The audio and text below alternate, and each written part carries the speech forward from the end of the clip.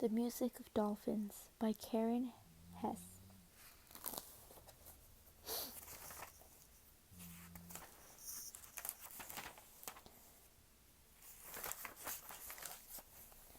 I swim out to them on the murmuring sea. As I reach them, their circle opens to let me in. Then reforms. The dolphins rise and blow, floating, one eye open, the other shut in half sleep. Joyful with the coming day, I splash and whistle at a milky sun. The dolphins wake and whistle too. They are suddenly and fully aware.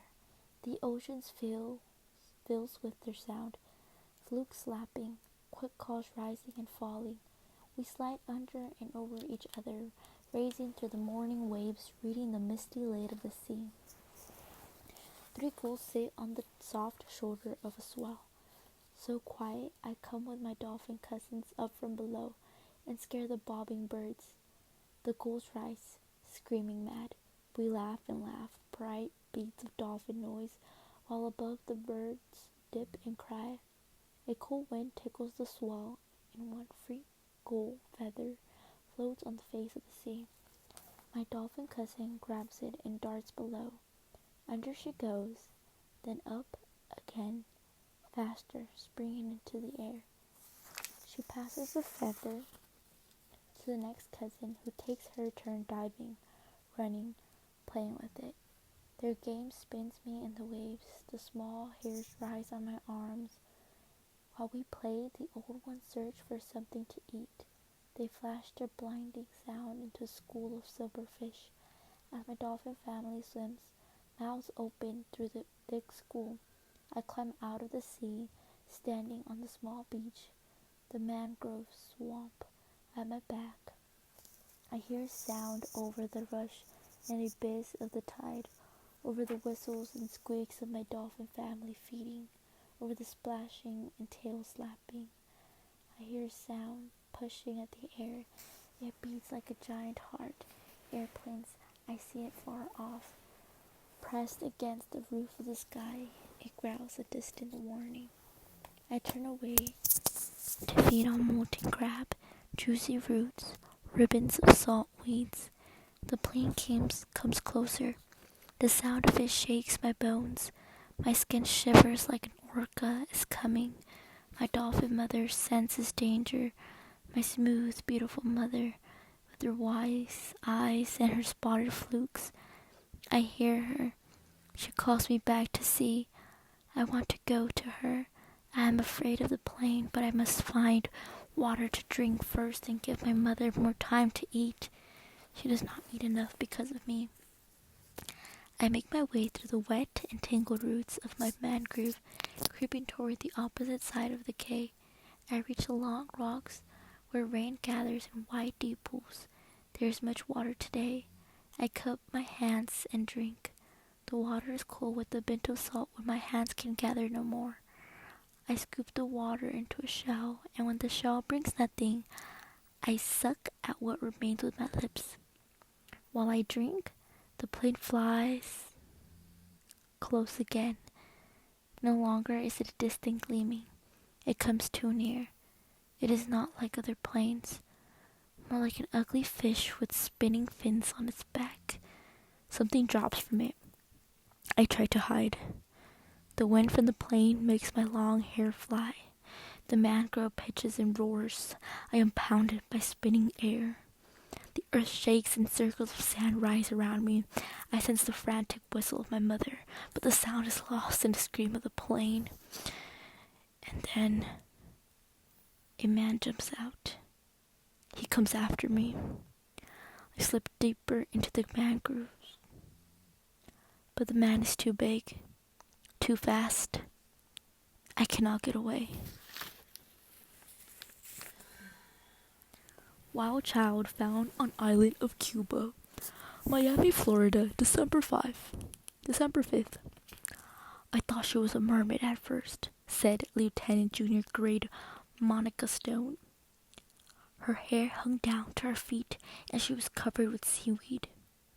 On closer examination, the flight crew on the Coast Guard Jayhawk realized they'd spotted not a mermaid, but a human child. Their mission started as a routine surveillance flight over the K-Cell Bank in the waters between Florida and Cuba. The crew, composed of Stone, pilot Nicholas Fisk, and flight mechanic Gary Barnett, had flown hundreds of search and rescue missions over this section of water. But this mission was unlike any they'd flown before. After the initial observation of the child, the crew radioed Miami and awaited clearance to land. Hovering above, they videotaped the girl. Gary threw the pump can out to her on a parachute. Pump cans hold food, blankets, first aid. Most people run toward them. This girl ran away, hiding in the mangroves. She had this really weird way of moving, like the ground was rolling under her feet. Gary climbed down and walked toward her, holding out his hand. "She was so strange," said Burnett. "The way she acted. More like an animal than a human." Once they got her aboard the helicopter, Stone wrapped the naked girl in a blanket. "She was making a high-pitched cry, like a seagull," said Stone. "Her respiration was odd. Popping out of her like breathing was something she had to remember to do."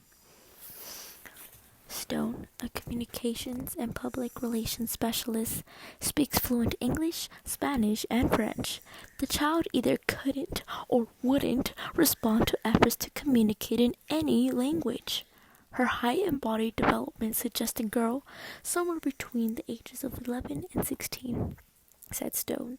Her weight, in the vicinity of 100 pounds, is at least 10% hair. Most refugees would look as if they've been at sea a couple of days. Their eyes are bloodshot. They're dehydrated, said Burnett. But they still look human. This girl was streaked with salt. There were barnacles growing on her for crying out loud. The conditions of her skin, she had circular scars all over her face and body. She had to be living in sea a long time. Mila, the name given her by the Coast Guard crew, is definitely human, but there's something about her, something wild, Stone said. The Immigration and Naturalization Services, the Bahamian, Haitian, and Cuban governments, and a team of medical specialists working under grants issued by the National Institute of Mental Health are disputing custody of the newly discovered wild child, the second such discovery in as many months. True wild children are a rare occurrence, said Dr. Elizabeth Beck, research professor of cognitive and neural systems at Boston University. Feral children are an invaluable resource for studying the role language and socialization play in the making of human beings. Beck has assigned a unique facility at the Charles River campus to stimulate a human response in these children. She attributes the public's interest in them to the fact that wild children like Shay, the fragile girl discovered in Idaho's Salmon River Mountains, and Mila have much to teach us about ourselves. On the short flight back from Anguilla Case to the mainland, the distraught girl kept thumping her cheek against the window of the Jayhawk and squealing. Burnett used his hand as a cushion between the girl's head and the hard surface of the helicopter wall.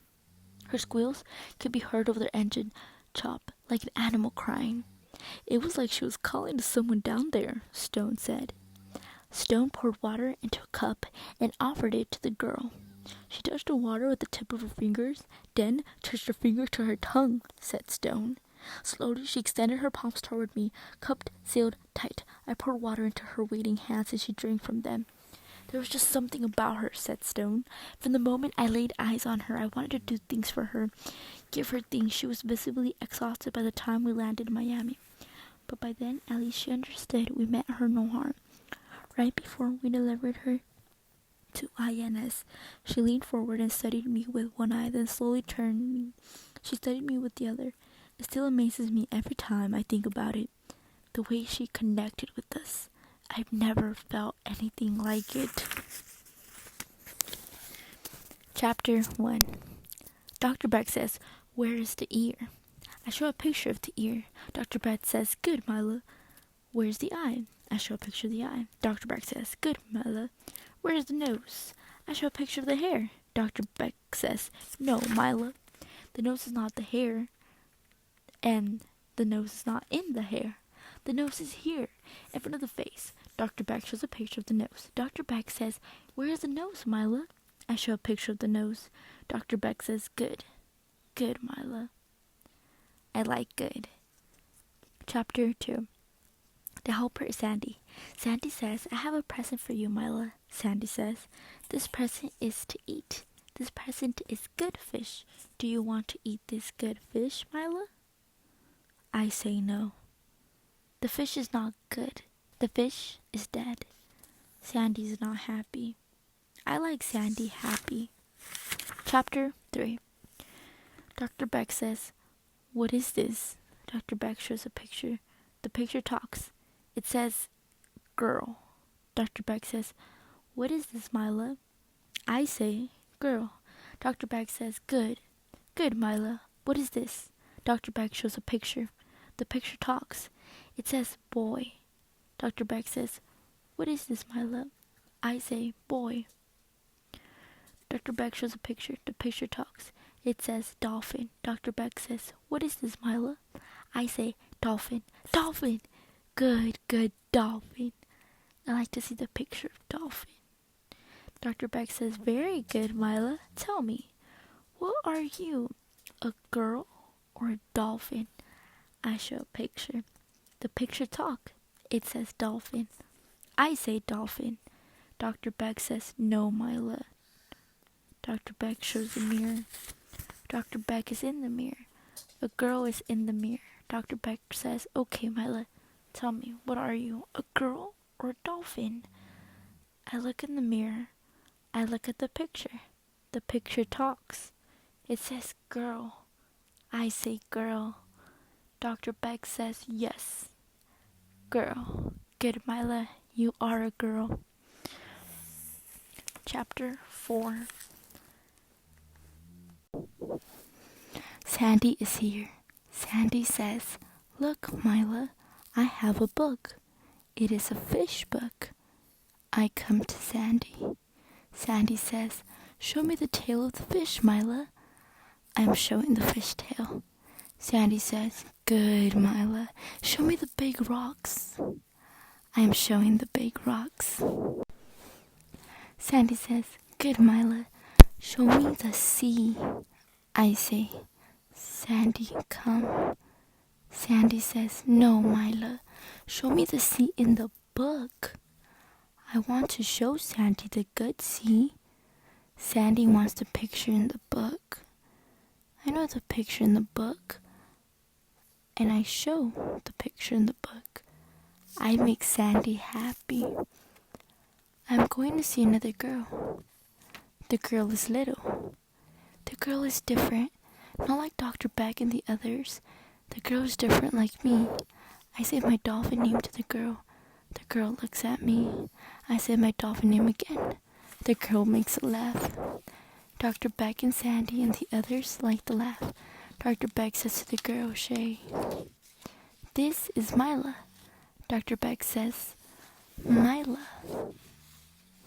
"This is Shay." I say the word Shay. Sandy writes in a book, "Mila says Shay." Dr. Beck says, "Shay is like you, Mila. Shay is learning to talk. You and Shay can work together. Who can show me a thing we wear?" I show a picture of boots. I say, "Boots. I have boots." Dr. Beck says, "Boots are for rain only." My ears like to hear boots all the time. I make my good boots to talk like a dolphin. Dr. Beck says, "Good, Mila.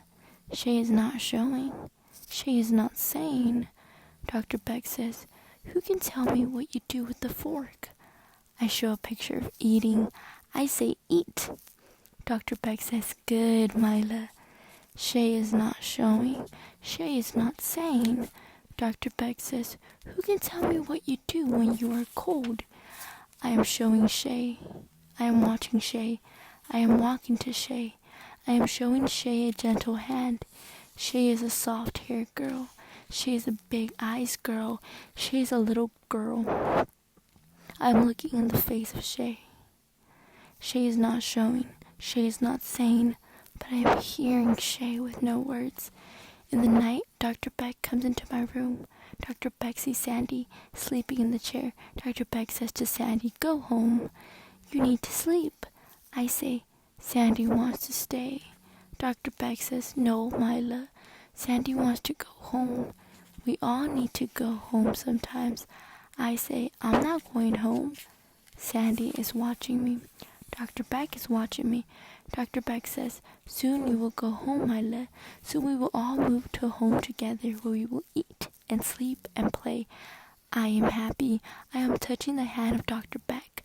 I say, "We go home to the sea." Dr. Beck says, "No, not to the sea." I'm not understanding. Dr. Beck says, "We go to a house." I say, "A house in the sea." Dr. Beck says, "No, not in the sea, Mila. A house here in Boston." I come to Sandy. Sandy makes gentle hands on me.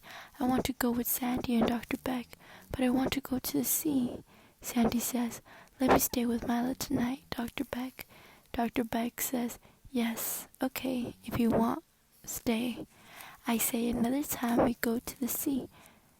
Dr. Beck's, "Yes." Dr. Beck is a tired face. Dr. Beck is a tired voice. Dr. Beck says, "Another time." So good. I have Sandy when going to sleep. I have Sandy when waking up. I have Sandy to play all the time. Now I am not alone. Dr. Beck comes. Dr. Beck tells Sandy to give me a swimsuit. Sandy says, "Mila, you will like this." Sandy says, "Here are pictures of a girl getting ready to swim. Here she is in her swimsuit. Do you want to swim like the girl?" I say, "Yes." I put on the swimsuit. The swimsuit is funny little skin clothes. I put on my good boots. I am ready. I say, "Shay can swim too." We go to Shay and Dr. Troy. I show Shay the picture of a girl getting ready to swim. I say, "Come, Shay." Shay is happy. Shay is holding my hand. Shay is coming to swim with me. Outside is a good warm sun. No more cold. Outside is many things to see. Outside is good for to breathe, good for to walk, good for so many things to hear. Dr. Beck shows me to go inside a very big house. There's water in the house. I am hearing water. I say, "Come fast, Shay." Shay cannot come fast, only hop, hop, hop. I find the water myself. It is a bad smell. It is a bad taste, but it is water. I am jumping into the water with my clothes. I make a dolphin talk, squeak and whistle. I am laughing and splashing.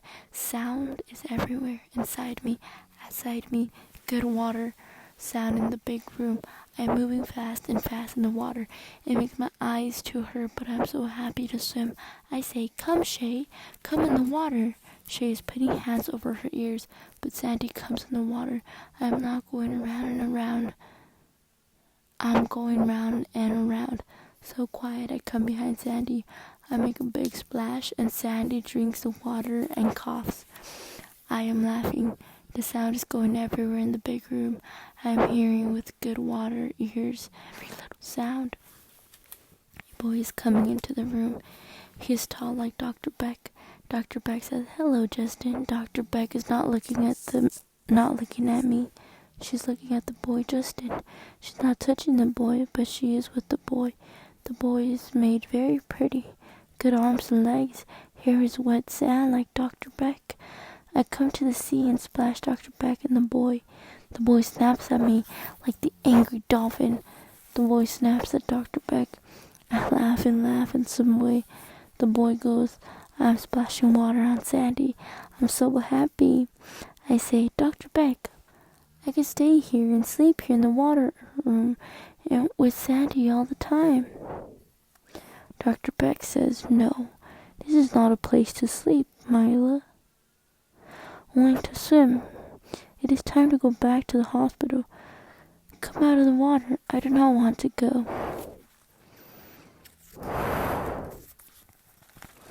Dr. Beck says, you can come here again, Mila. I promise. A promise is like a mother dolphin going away, then coming back with sweet fish for her baby. A promise is a good thing. Sandy shows a picture of the water room. She says, the place we went yesterday is called a pool. Sandy says, tell me what a pool is, Mila. Dr. Beck and Sandy think I am a stupid fish. Sandy says, no one thinks you are a stupid fish.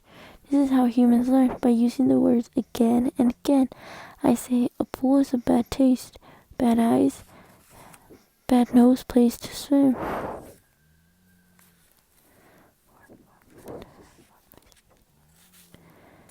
Sandy says, good, Mila. Sandy says, tell me, what is the sea? I say, the sea is a big home where all the time is swimming, and all the time is singing, and all the time is touching in the big wet.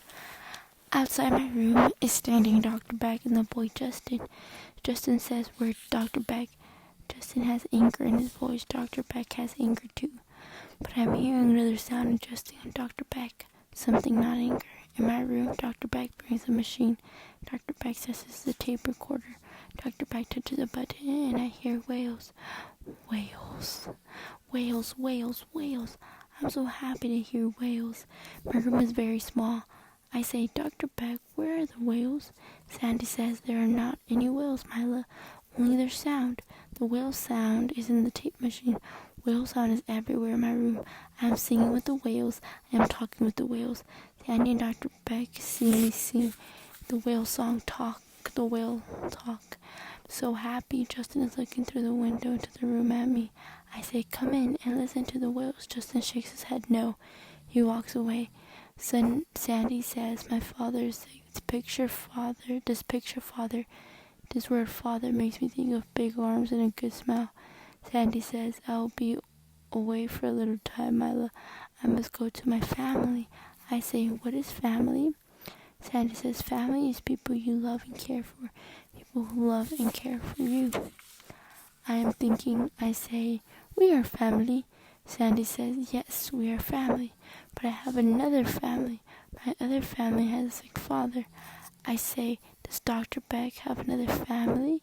Sandy says, yes, Dr. Beck has her son, Justin. Justin is another family to Dr. Beck. I say, does Shay have another family? Dr. Beck says, yes, but her family cannot see her anymore. I say, what can the family of Shay not see her? Is there a problem with the eyes? Dr. Beck says, no, not their eyes. They cannot see Shay because they do not know a good way to love and care for her. I have another family too, Dolphin family, the ones who love and care for me, the ones I love and care for. Can I see them? Can they see me again? I say, Sandy, can the dolphins see me again? Sandy's looking at Dr. Beck. Dr. Beck says, perhaps they can see you again, Mila. Dr. Beck says, come, Mila. Dr. Beck says, come, Mila. While Sandy is away, you can be the teacher. Tell me which fish to point to. I say, I am not listening, Dr. Beck. Dr. Beck says, of course you're listening, Mila. I say, if Sandy's going, I am alone. In the day and the night, I am alone. Dr. Beck says, Sandy has gone to her father. She will come back. I say, you can stay with me until Sandy comes back. Dr. Beck says, no, Mila. I must go home each night to Justin. I think of Dr. Beck and Justin, like Dolphin Mother and Dolphin Baby. I am understanding. I say, did Sandy take the whale song to her father? Dr. Beck says, no, I took the whale song, Mila. I am looking at the hands of Dr. Beck. I am looking at the pockets of Dr. Beck. I say, where is the whale song? I can hear the whale song. Dr. Beck says, no, when you hear the whale song, you don't pay attention to your work. I say, if I am doing good work, can the whale song come back? Dr. Beck says, yes, the whale song can come back. If I say, if I am doing good work, can Sandy come back? Dr. Beck says, yes, Sandy will come back. I say, when? When does Sandy come back? Dr. Beck says, soon. I say, when is soon? Dr. Beck makes her hand over her hair. Dr. Beck says, come, Mila. Do you want to visit Shay? I say, yes, I am happy to visit Shay. In the room of Shay, Dr. Choi is frowning. Shay is sitting on the floor. She is rocking and rocking. Shay is not listening to Dr. Choi. Shay sees me. She hops to me. I touch the soft hair of Shay. I make a gentle hand on the little face of Shay. It is good. So good to be with Shay. In the quiet night, I go to the room of Shay. I make a warm nest on the floor by her bed. I can sleep in the room with Shay with one ear open to listen and one eye open to watch. Dr. Beck is giving work to Shay and to me.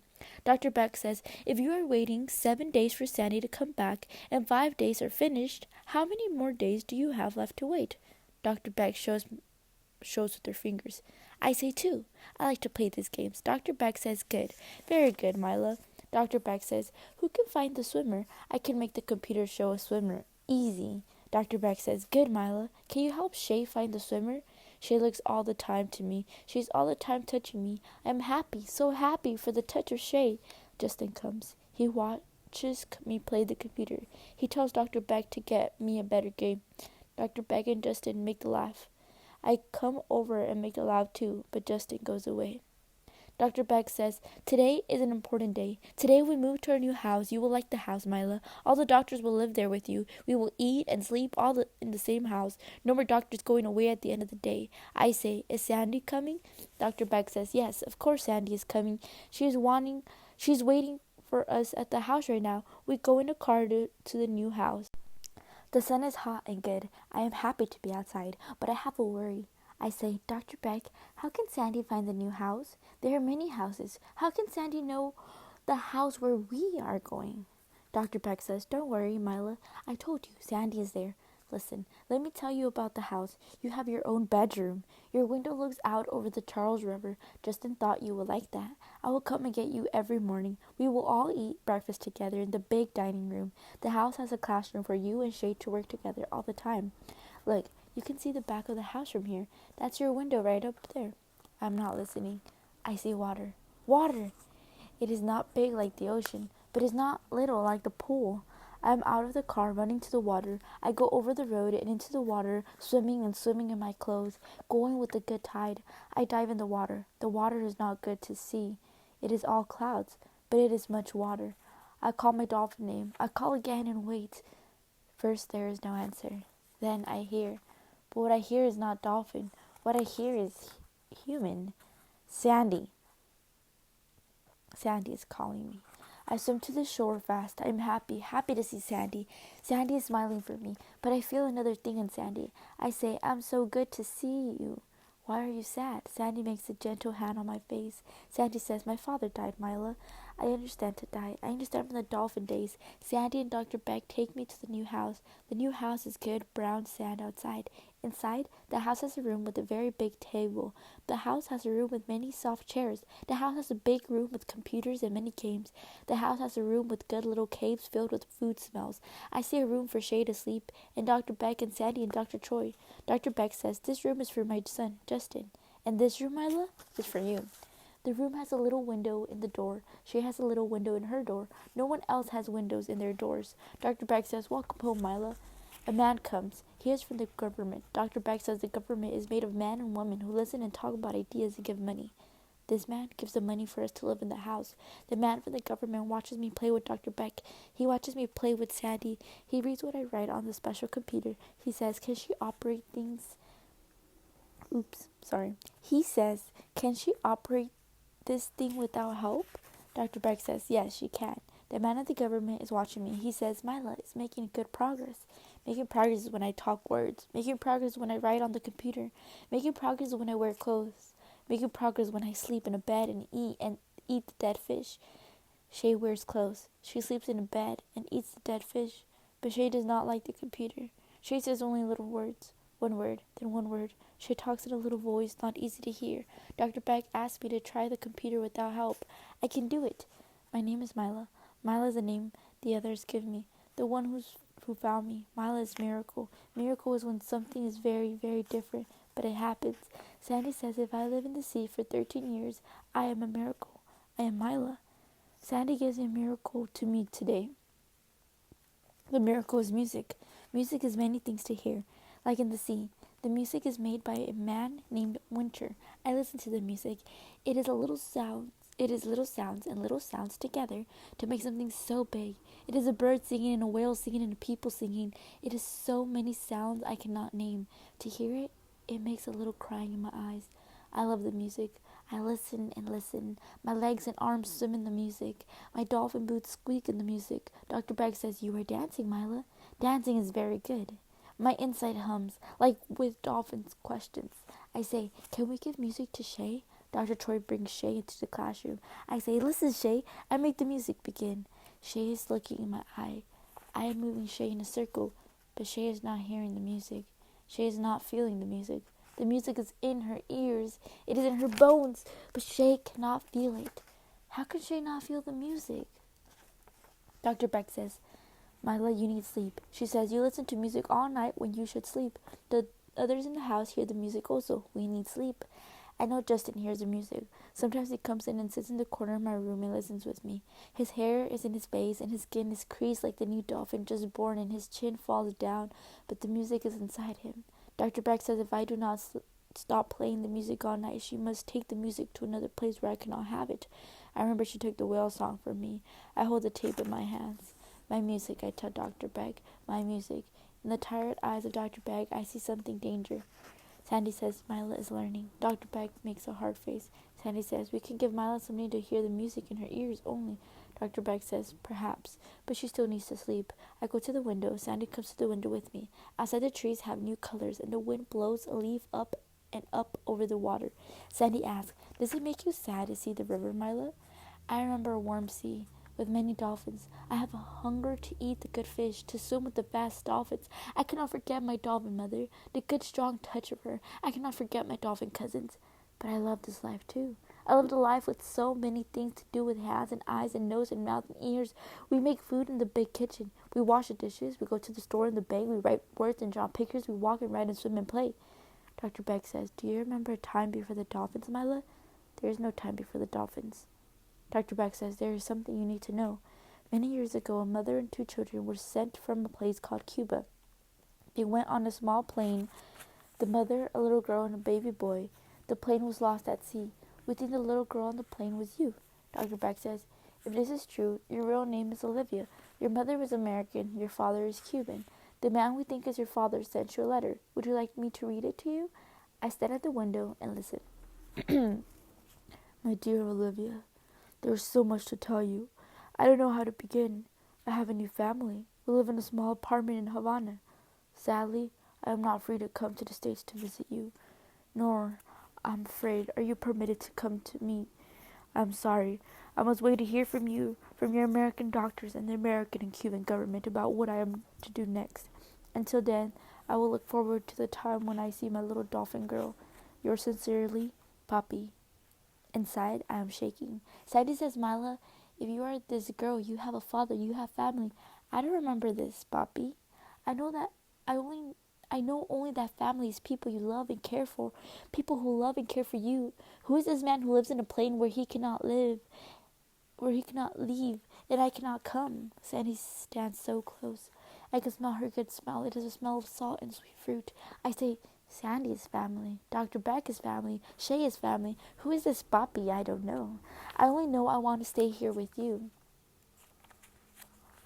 Dr. Beck plays new music today. Not just the music of the man named Winter. Dr. Beck has different music. The music is of a man named Mosret. The music of Mosret is great, so great like the sea. It is everywhere with many voices all at once. It is a long story of many stories. It changes as it goes. More and more is in the music. It is not simple like the Winter music. It is big. I listen to the music of Mosret.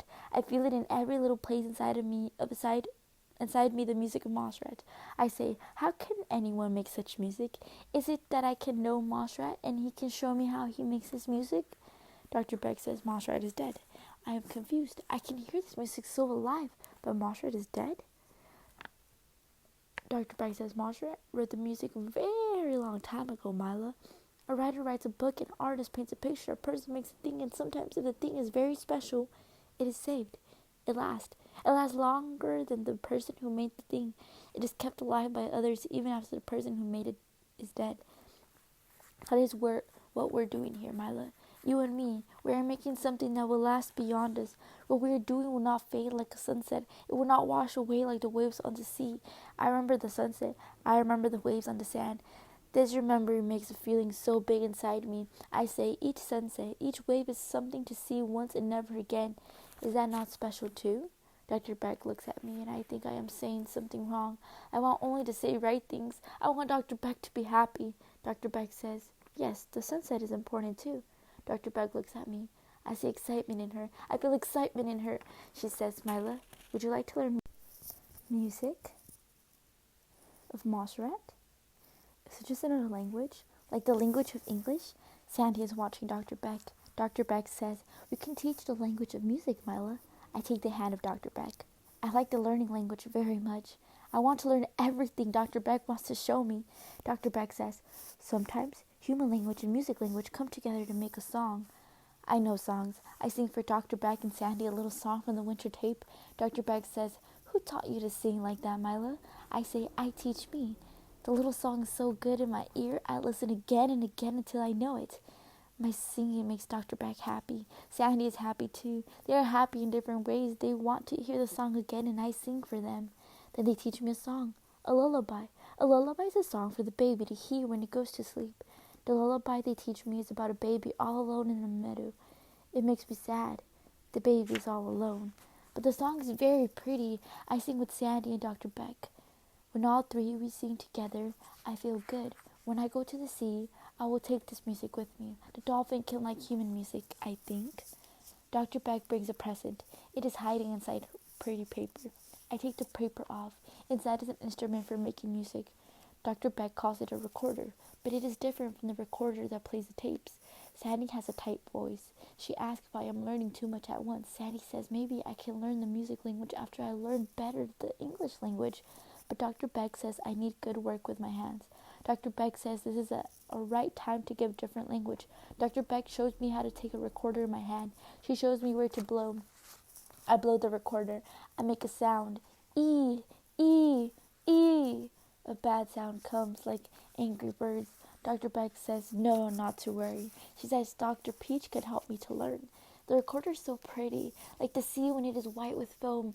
I touch the recorder with my human fingers. I take it along with my dolphin boots in my bed to sleep. Its skin is smooth. I stroke it and remember the inside of a shell. Everyone is sleeping. I stand at the window. The light of the moon touches the river. I put my ear to the cold glass and I listen to the music of the water. I am alone. I am alone like the baby in the lullaby with the birds and the butterflies around him. The wind makes the trees to sing. The wind makes the river to sing. I sing too. I sing a great song. A little Milo song. Not big. Not many voices. Only one voice. A song of alone. I think Justin hears my song. His bed squeaks and squeaks again and then one more time. I wait for his footsteps in the hallway. I wait for him to come and sit in the corner of my room. He does not come. It is late. Too late even for the man who come to clean at night. I open the door and go from my bedroom down the stairs. I shut off the switches and turn the locks the way Sandy does when we go out. I go from the house and cross the big street to the river. I'm afraid to go in the dark water, but I sense not danger there. The water sings in my ear. I feel the pull of the sea.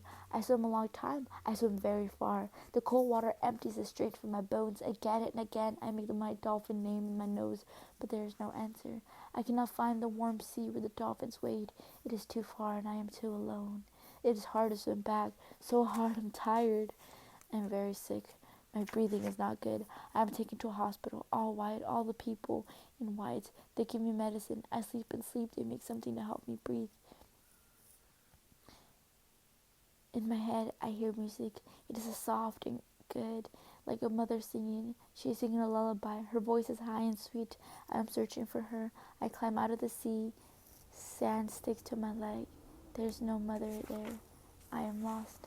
I feel bad, but not too bad. Today I am in my own bed in my room at the house by the river. I am getting better. Dr. Troy brings Shay to visit. Shay stands by my bed, but she looks at the wall. I take her hand. I ask, why, Shay, why do you look at the wall? She does not answer. The eyes of Shay are empty. Where is Shay? I ask. Shay is not inside her. I stroke the hand of Shay. I stroke the face of Shay. Shay, come back. And she does a little. I feel the push of her cheek into my open hand. Dr. Troy says Shay wants to do good work, but the work is so hard for her. She likes it best when you help her, Mila. Dr. Beck says it is time for you to rest, Mila. Shay must go. Shay holds my hand very hard. Dr. Troy says, say goodbye to Mila, Shay. He opens the hand of Shay, one finger, then one finger, then one finger, and takes the little hand of Shay. Together they walk out of the room. I put on warm clothes. I walk with Sandy. We cross the big street and go to the river. I know now the river is not a place for me to swim. I see many houses on the bank of the river. From one house there is music. I say, can we go to that house? Sandy says, no. She says, we don't know the people who live there. You can't just go anywhere you wish, my love. No person could come on the land of another without permission. In the sea we go where we wish. We eat what we wish. We swim and play in the big sea. Families of dolphins come together from the cold sea, from the warm sea, from the deep sea. In the caves we play and sleep and eat together. We fight only the hungry ones who like to eat us. Sometimes the boy dolphin is pushing the girl dolphin, but most of the time the dolphins are so good with other dolphins, and we are going everywhere in the sea. Sandy says, what about territory? Do dolphins have territory? I ask, what is territory? Sandy says, territory is the place where you belong, a place belonging to you.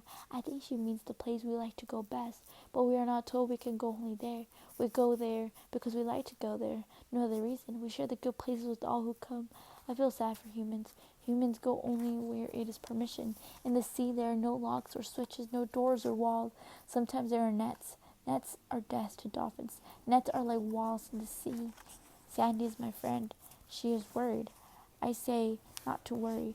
I'm so happy. I love the lessons. I love my work at the computer with the cards, with the paper and crayons and pencils and paint. We dance, we sing, we go different places, we swim, we play games, we have a good time all day. And I'm so happy to be with Shay. I want Shay to make progress. I sit on the classroom floor with Shay. I play a song on the recorder for her. Not a big song, just 3 notes put together in a little pattern.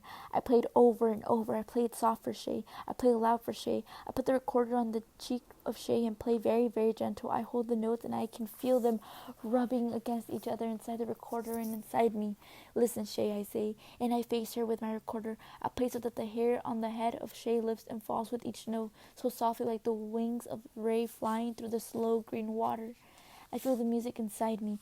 It says something more than just the notes, more than just the sound. It is hearing with more than the ears, like the way it is when I am with the dolphins, or when I see Justin and Dr. Beck together, or when Sandy talks about her father who is dead. There is a way I feel when Sandy hugs me so good and long, and her stiff hair brushes my ear, and her good smell fills my nose. The music makes us different feelings inside me too. Shay stands and hops around the classroom. She is making a funny kind of singing all by herself. It is a little thing like my 3-note songs in the recorder, but it makes Dr. Beck and Sandy and Dr. Troy happy. It makes me happy too. I can play 5 notes on the recorder. With those notes, I can make many, many songs. It is not big music like the music Sandy gives me to put in the tape machine. It is not the music of Moshrat, but my teacher, Dr. Peach, says if I can play these songs, I can play songs more harder in a little time. I have to learn many notes before I can make music like Moshrat. I want to play the recorder day and night. When I am not playing, I feel a tightness inside me, like when the seagrass catches my feet and I cannot break free. All around me swims the big music, but I am trapped inside the seagrass and my little ones. Sandy's helping with my journal. My journal's this writing I do on the computer. Sandy shows me how much I learned in this year. She says when she first saw me, I knew 5 words. Now I know many words, but many words I do not know. And sometimes I make mistake with the words I do know. Dr. Beck makes more games for me to play. Other doctors come too. I like to play with their games. When I understand what the doctors want, I am happy to do it. It makes the doctors happy too. I like to make the doctors happy too. Shay does not like the game so much. I help her. I show her how to play. She sits on the floor. She looks at the wall. I see a look of loss in her eye. I stroke the hair of Shay. I talk to Shay sometimes in dolphin with my nose sound. She laughs at dolphin talk. I want to make Shay laugh all the time, but Dr. Beck says to make only human talk with her so she can learn. Shay is not happy. Shay can make only a little talk, one word, one word, one word. Sandy says Shay never laughed before I came. Sandy says I am very smart to make Shay laugh with my dolphin talk. In the beginning, I did not make dolphin talk for Shay to laugh. I thought Shay understood dolphin talk. I thought Shay was like me, but Shay was not. understanding dolphin talk because I was not saying funny things, and still Shay was laughing. So I know she's laughing because dolphin talk makes in her ears something funny. I love the sound of Shay laughing. There's so much laughing in my dolphin family. Inside laugh, outside laugh. I laugh with Sandy, but I miss dolphin laughing. I ask Sandy, do you have a tape of dolphin laughing? Sandy says no, but she will look for this tape. Justin brings me a radio. He says, this is old. My father sent me a new one. You can have this. Justin shows me to fit the plug in a little wall hole. You turn it on here, he says, and move the knob to tune the stations. Justin shows me where to put my hands. I turn the radio off and on. If I move the knob so slow, I can find music. So much music hiding in the radio. If I turn the knob and turn the knob, I can find so many different sounds, so many different voices. There's so much different side to radio, and it is all human. I know 7 notes on the recorder now. G, A, B, C, D, F, E.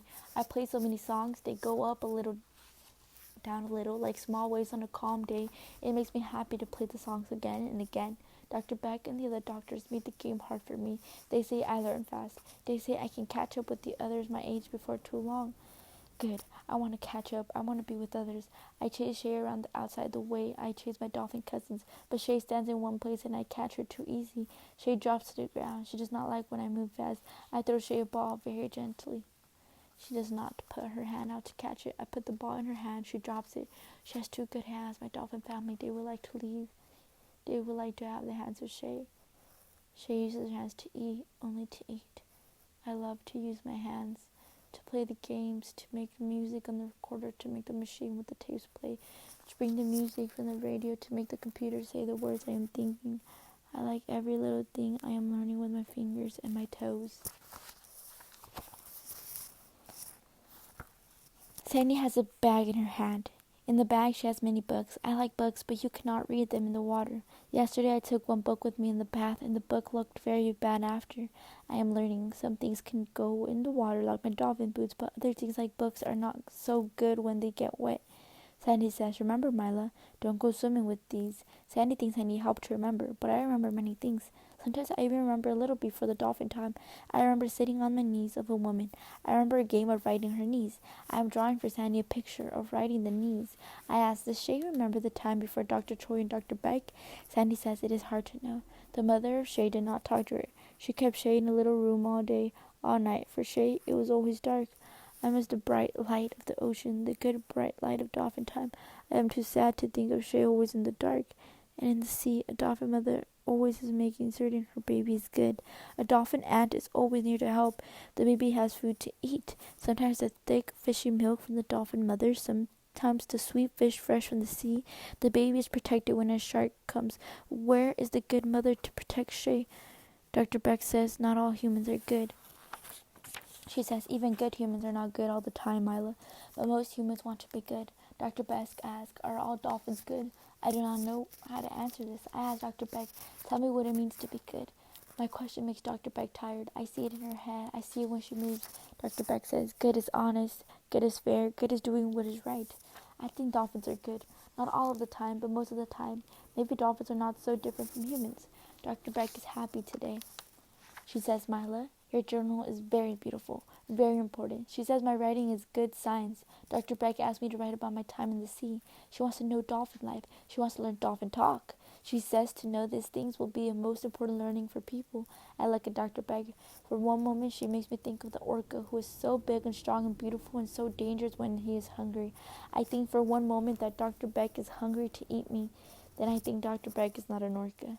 Dr. Beck, I say, dolphin knowing is so big. I do not have all the outside words to tell you, but Dr. Beck wants to know very strong about the dolphin time. If you could teach us what you've learned, Mila, there's nothing more important you could do.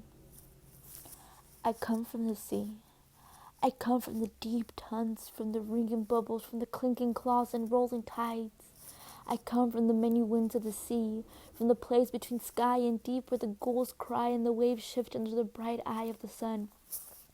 On clear nights, the round moon leans across the sea, its arms stretched, scooping water. The moon paints a stripe of light. My dolphin mother swims in the path of the moon. I am not like her. I have hands at the end of my arm, fingers at the end of my hands. My fingers open and close. With them I do the things that others cannot. I am not like the others. I have feet. I can walk on land. The dolphin moves like light. The dolphin flies through the wet breath of the sea. I cannot swim the quiet stroke of the dolphin. I cannot hear the whole sound, though it sings through me. Each morning I swim out to them. We brush through the water, feeding, playing, singing, wrestling, dancing in the rolling waves, racing from the joy of moving, with water slipping over our backs, with the water sliding under our chins. The water opens, and we dive in through the wild paths of the sea. In the sea there is always play. Anything and everything's to chase and catch and toss and taste and drag.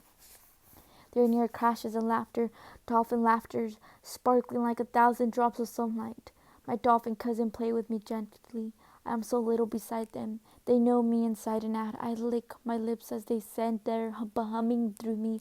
I never tire of the thrill as they slide up under my finger, or I glide down over the flukes. At birth time I can sense the change, the humming, aim at one, and all of us begin the wait.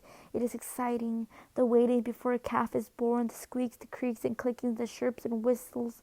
Nothing is the same as we wait with the waiting mother. She bends and stretches, she claps her flukes against the ocean swell, and the sound travels through my bones.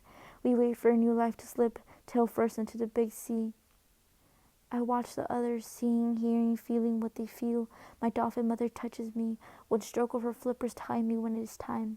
Sinking below the surface, eyes open, I see there, in a cloud of pink, a tail, then a body and head, coming from the slit in the underbelly of the mother. A quick spin, and the cord snaps, and slowly what is not dolphin, what is not calf, mixes with sea and drops down through the deep blue, and what is left is a new cousin. The mother guides it to the surface, but the calf knows what to do.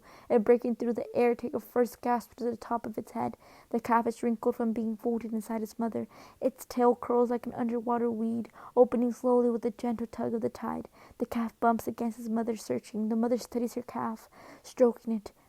They nuzzle skin to skin. The mother hums, sounding her baby inside and out, while the calf pokes its new self along the length of its mother until the mother rolls on her side in the calf's fine milk, a great stream of thick, sweet milk, rushing reward for the pressure of lips. Sometimes the birth does not go right and the baby dies, and then the mother lifts her silent calf to the air, but there is no calf there, only an empty body, and the mother tells a story about this thing that happened, and the others join in telling their parts, and the story grows for days and days until the mother is ready to let the baby go. When I came in a storm, my dolphin mother had given birth. Her dolphin baby did not blow and did not blow. Tenderly she let her dead calf go and reached for me. She stood the storm, the sharp rain stinking her hide. She carried me alive through the giant swells to the cave, where I woke the next day to a calmer sea and a warming sun and a new life. When I was so little and hungry, my dolphin mother stroked me, and leaving her white underside showing there above the flukes, she gave me her milk. I gulped and choked, gulped and choked, gulped and swallowed and choked some more, but swallowed enough to grow strong and finally fat and warm on the fishy richness of dolphin milk. Each day my dolphin family dives for fish. I stay swimming above. Sometimes I swim a little away. When my aunt catches me, she claps her jaw, slaps water at me with her tail, but I need to always move in the deep water. I drift away from my aunt, floating between the new mothers and their calves. The tinkle of their soundings pass through me. My dolphin mother returns a fish sideways in her mouth. She looks down with her pointed teeth, and the tail and head fall away, down through the darkness. She flips out a fish for me to eat. I take the fish in my hand, my good hands for stroking dolphin backs, for holding and tearing and throwing and pulling. I catch the fish in my good hands and tear into its sweet flesh with my teeth. In the night, things rise from the deep. They rise with their long arms, with their sharp beaks, with their strong suckers to pull me under and hold me under. I have no breath. I struggle in a blinding cave of pain. My dolphin mother hears and comes ramming the monster that holds me, and the others ram it too. They batter and bang the beast until I'm free, then carry me near shore, where I crawl onto the sand and remember to breathe. I sleep there on the beach until I can make it see again. After that, I sleep always on the rock, alone. In the light, I am not afraid of the deep, of the darkness closed beneath me. But at night, the deep frightens me. The dolphin mother understands. My dolphin family understands. As the day stills and the light dims, and the sun melts into a pool of spreading red. The sea quiets, and we turn toward the nearest quay, and I climb from the sea, trailing weeds and long ribbons of grass strung over my shoulder and through my hair. I make a nest for myself with my good hands, pulling wide leaves around me. I am making a nest for my lonely sleep and wrap myself in my long, long hair and give myself to the dark while always within reach. I hear the sound of my family breathing, blowing softly offshore, waiting for morning. Sometimes it is too good to be on land, to be alone. In the sea there is always touching, the always talking, the always moving. Sometimes I like the quiet. I like the feel of land under my feet, but most times it is dolphin company inside and outside that feels so good. Sometimes in the day, sharks will come. They are simple, those sharks, they are simple as rocks. When they come, my family knows what to do. They take turns swimming very fast, and one by one, bang, they smash into the dark, catching it on the side. And after a crash or two or three, the shark will swim slowly away. No fights, no bites, but sometimes the shark drops down, down, down, out of sight, to the gloom where 1,000 blinds, or 1,000 hungry mouths wait below in the dark for supper to drift past. But the orca is not simple like the shark. The orca is quick like a sting of lightning. Sometimes the orca can be near and is safe. I will watch him, beautiful black and white, bold swimmer, big brave brother. But sometimes the orca will come thinking to eat dolphins, and when he comes thinking that, he always does, and then the ocean has a different feel, and there is fear and flight and struggle, and in the end sadness, and there is a new song to sing about the dolphin who was and is no more, about the orca who came hungry and needed a brother. And for a while everything is different in the sea. The sound is different, the taste is different, until the difference becomes part of the long song. The old ones, they can tell when the orca is hungry, when it is not. They know the blow of a whale miles at sea and the beat of a ship cutting through the open waves. They know the sound of the sun rising out of the sea and setting again back into it. The sea is a living music. It is a whisper of fish, the roar of wind, the chatter of stones and sand, off weed and reefs in the wave turned surf. It is all music. My cousins call to each other and run over the waves, curving out, dropping back, fast and springing dance. They rise, gleaming, the sun leaping off their shining skin, and they stand on their tails, all together, moving with one mind, with one song, with one motion. At night from the rocks, I watch them at their feeding. I watch them at their play. They are lit by a shining glow, everything washed in green light against the dark. My dolphin family in their night fire clothes, their mouth glowing as they open into the shining tide, all the time talking inside each other, outside each other. I understand, though I cannot say all. Still, I understand everything when I look in their eyes, when I feel the stroke of their ripe skin against mine. I understand in their spread of their slowness, in their leaping or their diving, in their roughness or their calm. I cannot swim as fast. I cannot swim as smooth. My cousins knows I am different. The water knows I am different. Always the water asks if I would like to come deeper and deeper. But once I went too deep, and it hurt my ears and my eyes and my nose and my throat shut and my chest burst and my skin broke with needle of pain while my head exploded. And my dolphin mother knew that if I lived, I must not go deep again. And so I run beside her or atop her or between her and aunt. I ride with a cousin or a sister, and I am never left behind. This is how my dolphin family cares for me. If they are eating, if they are playing, if they look inside each other and know what is needed, and together what they must do. Things float by, things from the human world, bottles and jars and plastic jugs. Sometimes a cousin swallows a glass ball or gets tied up in a line. And then there is sadness, and the dolphin mothers carry the young ones, holding their soft gray bodies up to the air to blow. Sometimes with my fingers I can do what must be done and pull the ball from the throat of my cousin so he can eat again, or untangle the line from his tail so he can swim, and then my cousin lives. But sometimes he dies, and we wait for the mother to let go, to give her baby to the deep where it drifts down into the blue below and drop away forever. The old ones do not eat such dangerous things, but young ones do not know. I have eaten fish dead too long, fish dying, filled with poison, sick fish slow enough to be caught by me. On the case too, I have eaten things that made my stomach wild with pain. I have eaten things that come leaping back up, rushing past my burning throat out through my open mouth. When I do this, I am not strong enough to swim, and my dolphin mother and my dolphin all carry me. The sea makes a soft bed to rest my hurting stomach in, but sometimes the smallest movement makes me sick, and I move. And I'm too weak even to be in the sea. And then my mother and my aunt and my cousin and the old ones wait for me. Sometimes on big cavemen come. They have machines, they have guns, they frighten me. My dolphin family stays far from the shore when men are there, and I sleep on a different cay where no plane can land and no man can find a place of comfort. The men who come to the big cay sometimes leave food and water and things I like, but I stay there. I stay there only when the men are away. Once the cay was quiet and I came on the land, but one man was left. He left in a pool of his own blood and did not breathe, and it frightened me. I ran back into the sea, and we swam to the north, and I slept on the rocks, and we did not go back to the big cave for a very long time. Instead, I stayed on the big bits of land too small for a man to camp and sleep, but bursting with life and big enough for me. We traveled from cave to cave, and on each I found a different comfort. On one is a trickle of fresh water flowing, on another are pools in the pockets of rocks. A third has grasses and roots sweet and fulling, and pools of salt water with food left by the tide. Sometimes are quiet. We leave the group, old ones come, some aunts and cousins. The pace is lower, calmer, but sometimes our group join with other groups, and then there is great leaping, squeaking, clicking, tail dancing, wave driving, bubble churning, mounds of us, different colors, different sizes, different shapes, but all one family in a big sea. The sea is big enough for all the chirping, laughing, fast and humming dolphin. Then it is so good to watch, to feel the strong singing inside me.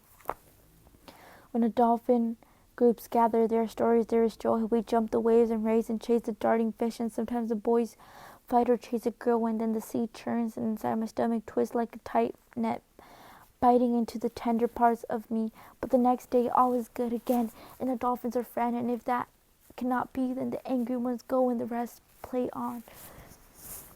There is never a time when my ear wants for song or sound, when inside or out, along my skin or inside my bones I want for anything. And although I cannot stand on my tail or jump the waves, although I cannot catch the fish or slide into silence to the sea, although I cannot understand the fast voice or the deep stories, I am part of the long song. I sing my own funny, clicking, chirping, squeaking story, and the story is good. A television is another word where everything is small and everyone and everything is trapped behind a wall of glass.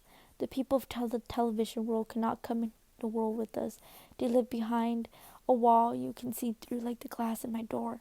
I think sometimes they will come through, like when dolphins jump from the water, but they never do.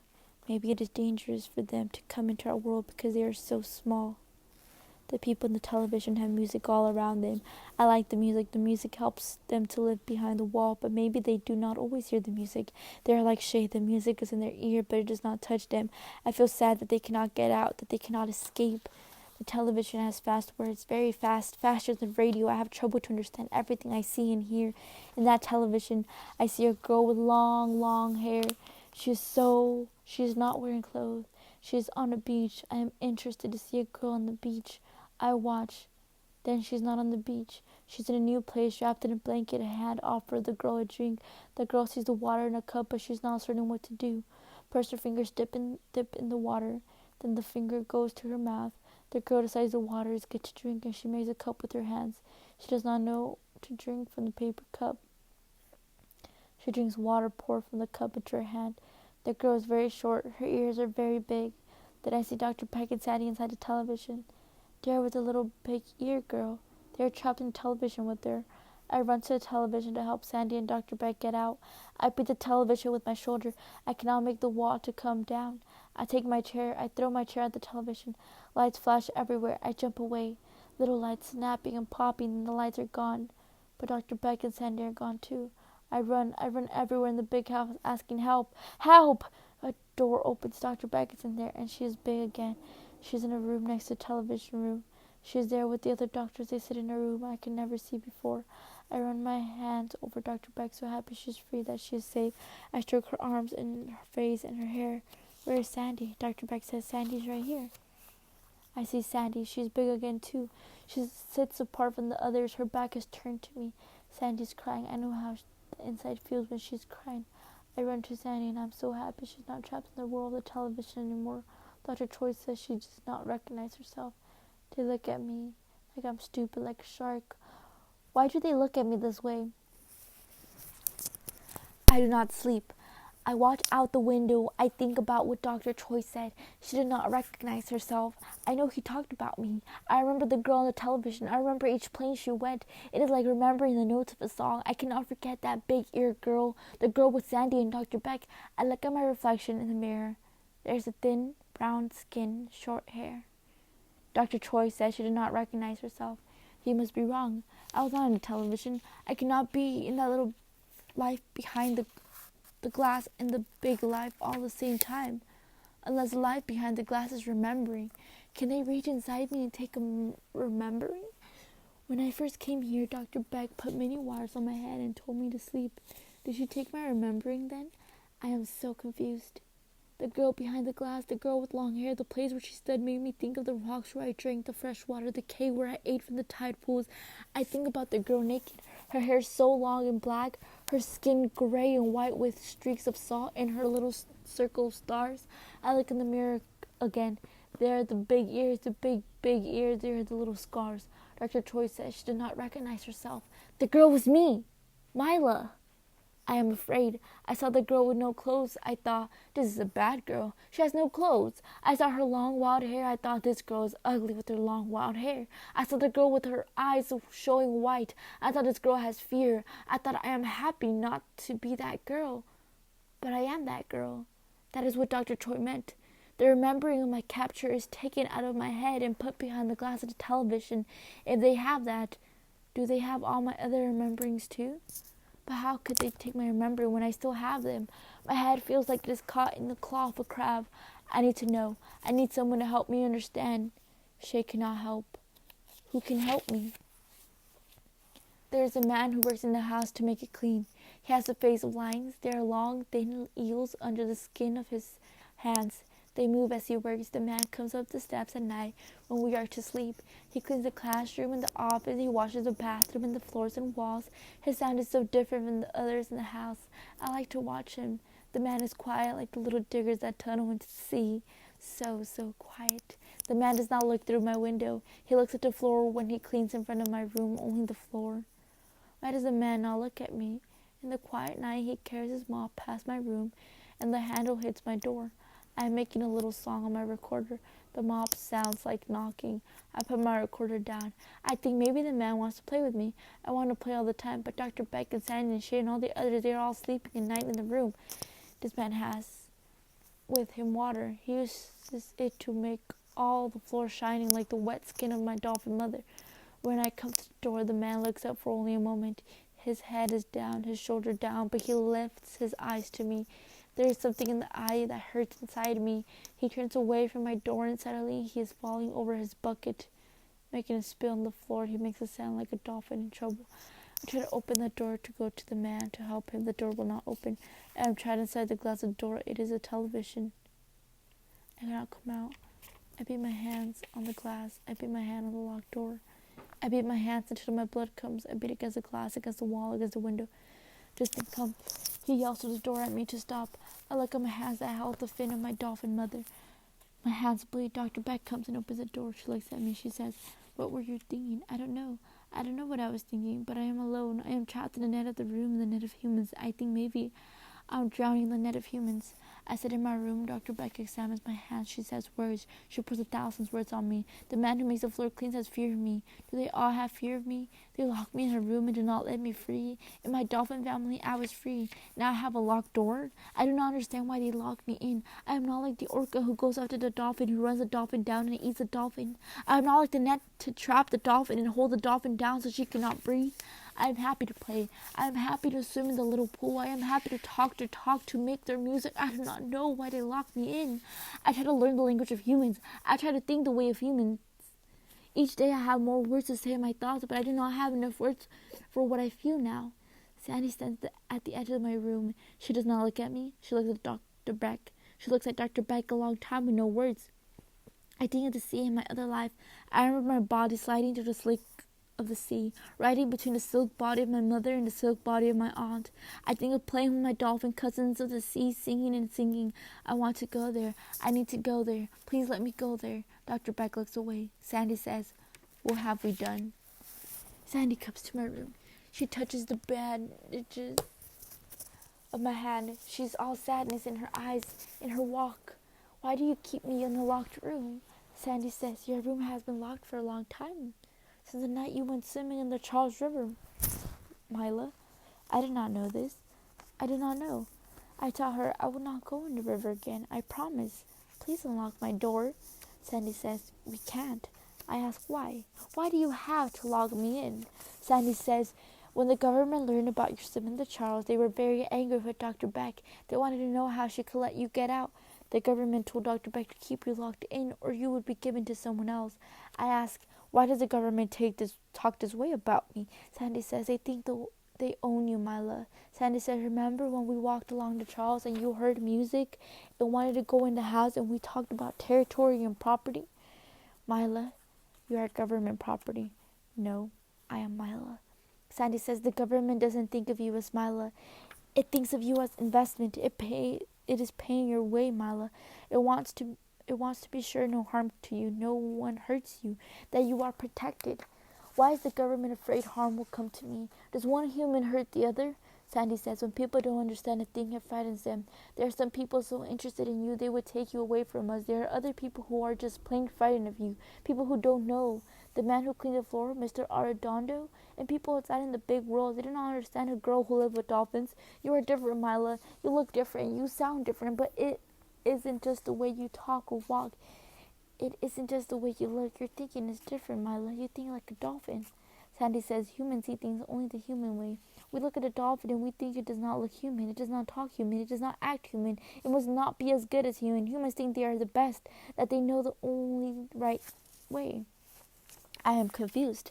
I know only the things I must have the door unlocked. Sandy says, some days the door will be unlocked when you know the language, when you know the rules, the door will be unlocked. When I know the language, when I know the rules, when they unlock the door, I can run back to the warm sea. I can leave my human clothes on the beach. I can leave my human thoughts on the beach. I will go home. I have decided to work very hard at being human, so they will let me go free. My hands still hurt. I have difficult time with my computer, but I try. I turn the volume off. I do not want to talk. The sound is ugly, like my voice. There are spots on the wall from my blood.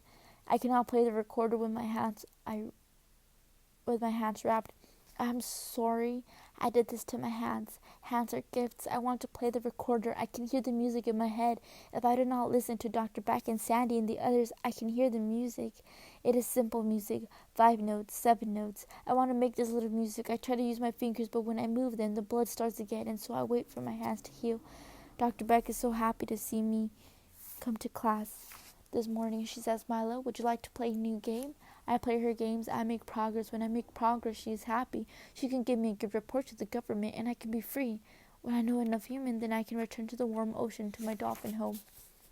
I asked to see the movie of myself that begins with the Coast Guard picked me up on the island. Now I recognize myself. I can feel the sand under my feet. I can feel the soft breath of winter sun on my skin. I can feel the thirst. My lips are cracked. My tongue is swollen. I do not miss the thirst. I look at the girl on the island with her black hair. She looks like Shay. I look like Shay. Dr. Beck shows me all the games we played when I first came. I remember how hard I tried to know what she wanted. All the games are easy now. I can do them all. In my room today, Dr. Beck brings a man of plastic filled with air. Here's something new, Mila, Dr. Beck says, and she hits the man with air. She hits him with her fist. The man drops backward and pops back in place. Now you hit, Mila, Dr. Beck says. I am not understanding. Dr. Beck says, when you feel angry or afraid, you can hit him. You don't have to hit the wall of your room. You don't have to hit the door or the windows. If you feel angry or afraid, you can hit him. Then no one is hurt. Do you understand? You must not hurt yourself again. I say, Dr. Beck, why do you ask me to do this? I do not feel danger from this man filled with air. He is not like the hungry shark. He is not like the orca. He is smiling. Why do you ask me to hit this man who is smiling? Dr. Beck says humans feel aggression, Mila. Aggression is angry feelings. When you hit the wall in your room the other night and made your hands bleed, you felt aggression. I do not understand this aggression, only the wish to be free, only the wish to open the door. I do not wish to hit a man filled with air. This will not make me free. Dr. Beck says, it is better to hit this punching man than to hit the wall, Mila. It will not hurt your hands. I say, Dr. Beck, it is better to open the door. It is better to be free. Then I do not want to hit the walls. I want to think like human. I want to act like human, but I cannot do this. Then I have no need to hit the punching man. Please take him away. I made a song for the recorder. It is a song that swam over and over in my head all these days. My hands were in bandages. It is made from the notes I know. I put the notes together to make music like dolphin doing slow swimming, brushing the waves, little jumps, little dives, swimming dolphin music. Listen, I say, I play my song for Dr. Peach and Dr. Beck and Dr. Troy and Shay and Sandy and Justin. They are very quiet when they hear my song. It makes something happen inside them to hear the music. I can see the way I see how the dolphins feel. They don't say words when I finish, but I am seeing something in their eyes. I am seeing something in the way they move. I am hearing something inside them, and it is good. Tonight I play the music for Mr. Arredondo, the man who cleans the house. I think maybe this making music can help him to be not afraid of me.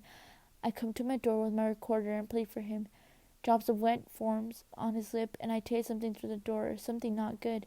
I take the recorder down from my mouth and wipe it against my leg. I touch the glass. Mr. Arredondo, don't be afraid. He does not look at me. I hit the door once with my flat palm to get his attention. Mr. Arredondo jumps. He gathers his bucket and his mop and goes away quickly. He does not finish the floor. I ask Sandy to stay after Dr. Beck goes. I say, tell me about Shay. Why don't I see Shay anymore? We eat at different times. She does not come to the classroom. I miss her. How can we live in the same house and not see the other? Sometimes I hear her. I hear her sound, but I don't even see her. Sandy says Dr. Beck does not work with Shay anymore. She gave Shay to Dr. Troy. I say, how can she give Shay to anyone? Only Shay can give herself. Sandy says, you are right. Shay seems to understand that too. She is going deeper and deeper inside herself, Mila. She is locking herself away. We can hardly reach her anymore. Shay is trapped away. I am trapped inside the net of humans. But I cannot go the way of Shay. There is too much to see and hear and feel and taste on the outside to live only the inside. Tomorrow we go to the tower with the television people so they can take more pictures of me.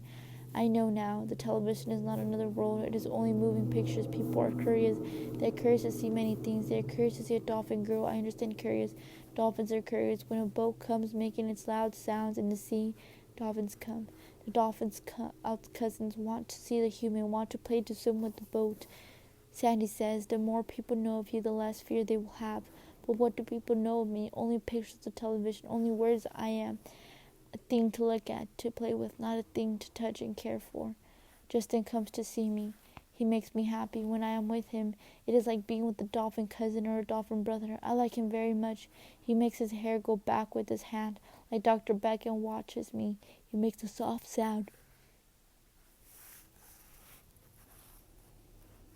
between his lips. His teeth are very white. He is long in arms and legs that is moving all the time and many times day and night. I think about swimming with him. His ears are small and pretty like the ears of Dr. Beck. I like his ears. Inside his clothes are strong bones. If Justin Beck was dolphin, I think he would be my mate. But he is not dolphin, and I am not human. Not human enough. I ask if Justin would bring me to the hump. The hump is a place outside where you put your ear to a little hill of grass and listen to the sea. Justin says, Dr. Beck, I won't let her run away.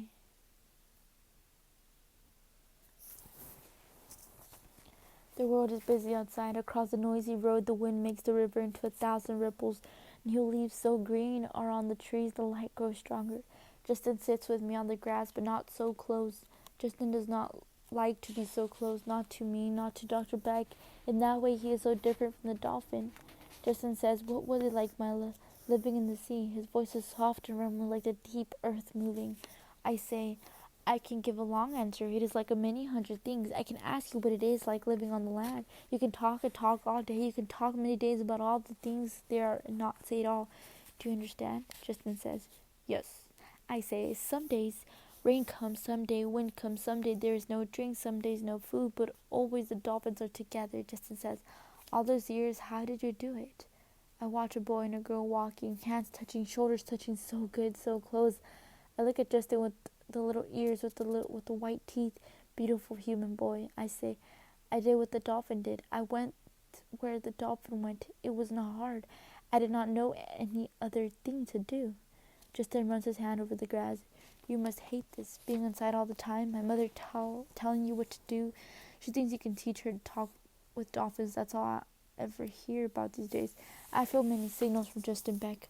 I sense something, but I do not understand. He has a need to be close, but it is not me he wants. I look and look at his hand moving in the grass. Justin says, do you ever get tired of all the attention? I say, I like to play and to talk and all the time to do things with my hands and go places and see what I have not seen and hear what I have not heard. Sometimes people are so good to me, people I do not know.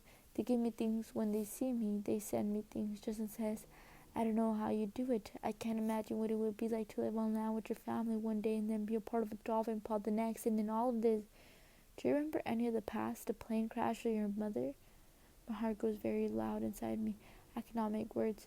Red comes to the face of Justin. Hey, Mila, I'm sorry, but why would you want to remember that? I hate thinking about my family splitting, and that wasn't anywhere near as bad as what happened to you. I'm on this beach of grass with no ocean, with no quiet, with no clear air to breathe. The wind is cool. My ears hurt. The song of the ocean roars inside the hump. Justin's questions stir up feelings I don't understand. I ask, Justin, where's the ocean I am hearing? Where is it? Is it under the grass? Justin says, it's really just the cars driving past us on Store Road Drive. The sound of the wheels inside the hump. The pretty crumpy excuse for the sea. Listening, I imagine the real sea. A gull cries overhead. Justin says, Milo, are you okay? I say, Justin, I want to go back where the warm food hides in the tide pools. I want to go back to the sea where I do not feel the crushing of my heart but the ideas in my head. I am afraid what Justin will think, that he will be angry with me. Yet he is not angry, he listens. But if I do go back, Justin, I am the dolphin girl, the girl you laugh at. Justin says, I'm not laughing, Mila. I wish you could go back sometimes too. Justin, I think about tomorrow, always locked in my room, or the classroom wearing clothes, eating dead food. I want to go back to my dolphin family, to my dolphin home. I wrap my arms around myself. I shut my eyes and let the sound come inside me. Justin sits at my side. He does not tell me what to do like Sander, Dr. Beck. He does not treat me the way the doctor treat me. He does not look another place when I say a thing he does not like. He listens. He treats me the way we treat the new dolphin who comes to swim with us. Justin says, my mother won't let you go. I say, what if she keeps me locked here forever? Forever. Always to play the little games, always looking for dolphin talk. What if I do all she asks and I'm still not good enough? Justin says, you're already good enough. You can do so much more than anyone ever thought, but they don't know when to stop, especially not my mother. He looks out over the Charles River. My mother likes to be in control. It's hard for her when she's not in control. She can't control me. She can control you. That's why you're her little darling right now. Why you're her pet. But you don't have to let her do all this to you, Mila. You don't have to do everything she says. You don't have to make her happy. You couldn't. Believe me. I know from experience, nothing can make her happy. I feel anger inside him. A small eye of anger, but it is mostly liking I sense in Justin. I turn to Justin. I am listening to the sound of his heart. I am listening to the signals he sends. I see the white teeth, the beautiful ears. With this human, I am most happy. With this human, I am most happy. With this human, I am most sad. I asked Dr. Beck not to lock the room anymore. I will not run away, I tell her. I need to come and to go like the rest of you. Do you understand? Dr. Beck stares at me. For a moment she sees me not a subject for her research. She really sees me, and then the open shut again. But maybe not all the way. In the classroom too, I say. And the front door. No more locked doors, Dr. Beck. She explains to me about her money from the government, how the government has rules she must follow, how her job is to protect me, to keep me safe. Mila, it has to be this way. She reminds me about the time I swam in the night river and how sick that made me. You've never fully recovered from that. Your health is still fragile. She talks about gentle Mr. Arredondo, who refuses to clean the floor outside my room. What would he say? Dr. Beck, one time there was a dolphin who made life dangerous for the others. That dolphin was set apart to live alone. This is a very sad way for a dolphin. Dolphins love to be with other dolphins. Please do not set me apart anymore. I am not dangerous. I will teach you what I can. I will learn from what I can. But you must unlock the doors. I will not play. I will not write in this journal. I will not eat until you unlock the doors. Milo, be reasonable. You've been losing weight ever since you came to us. You can't stop eating. I am not listening, Mila. I am not listening, Mila. I am not! This morning, after 9 days, I eat again. I speak again. I write my journal again. This morning, I leave my bed and sit in the chair by the open window. This morning, Dr. Beck says, yes, I will unlock the door. I ask to take the needle out of my arm, and Sandy brings me food from the kitchen. Dr. Beck says, Mila, I'm sorry it took so long. I put your case forward every day. Even now, they only gave permission to unlock your bedroom door. The door to the outside must still be locked. That was best I could do, but you can go out any time you like. You need only ask. Only remember, if anything happens to you, Mila, the government will never forgive me. Justin says, way to go, Mila. I have trouble remembering all days when I did not eat. I remember like a dream. Shay came, and Justin, Sandy played the videos of all my television stories and progress report. I saw the wild girl with curtains of salt-crusted hair and the frightened eyes. I saw the eager girl with her hair cut, wearing clothes, struggling with words and cards and computers.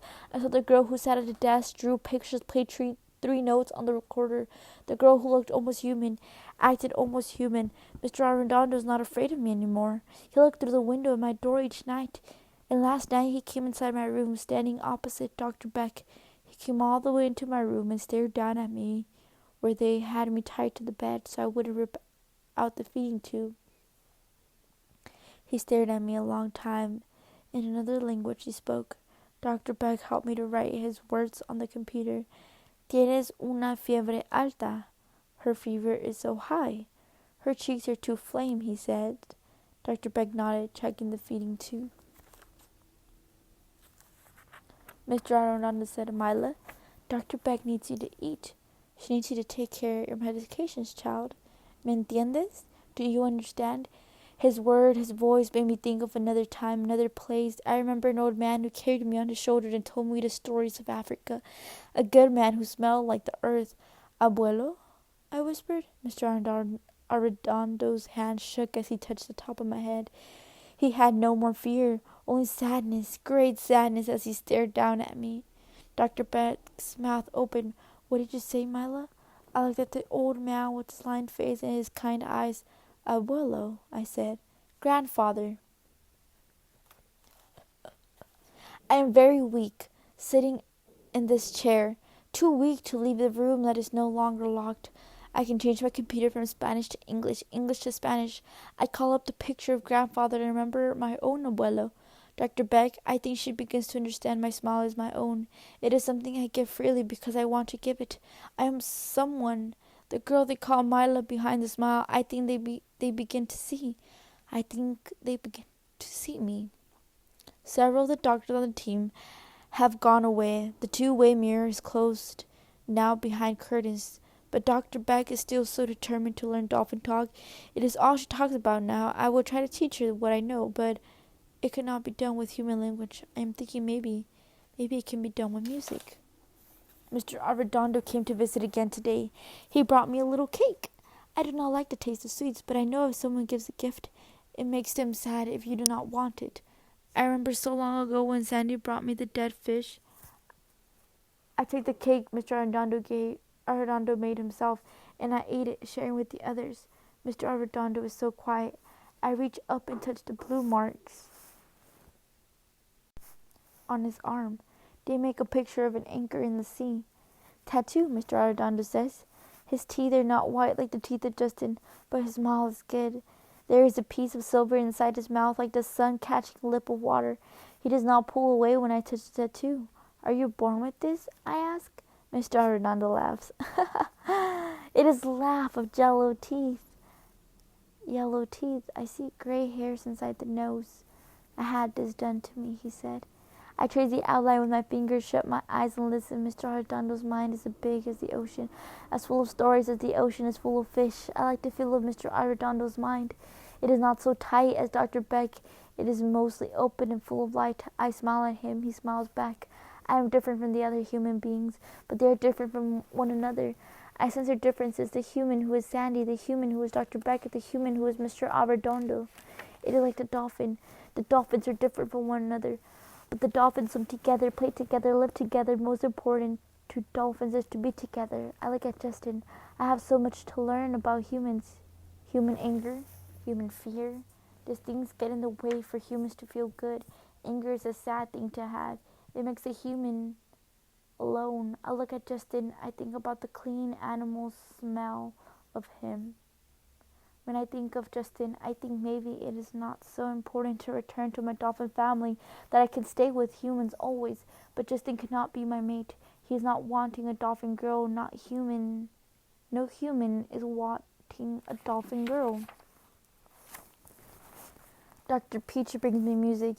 He needs to show me only once. He plays for me, then I play. My room is filled with sound. Dr. Peach brings musicians too with other instruments. I listen. I play my recorder with them.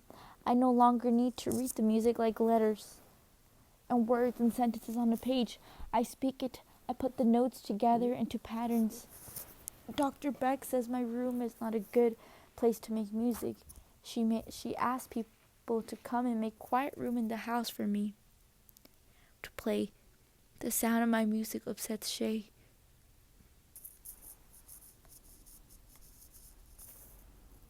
It upsets everyone who sleeps here. I don't want to upset Shay, but I am so full of music.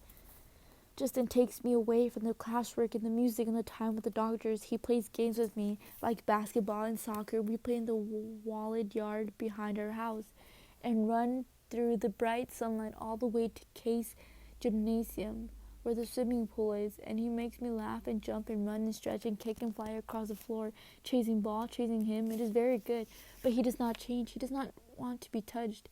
It is too hard to play with him, that the way dolphins play, so full of joy, so full of movement, without the touching. My music is not like Mozart. It is not like the music of the radio, but it is like the sound I know from the sea. I make a long song all night, one song, like the whale who is looking for a mate. I make a song that grows and changes and grows longer.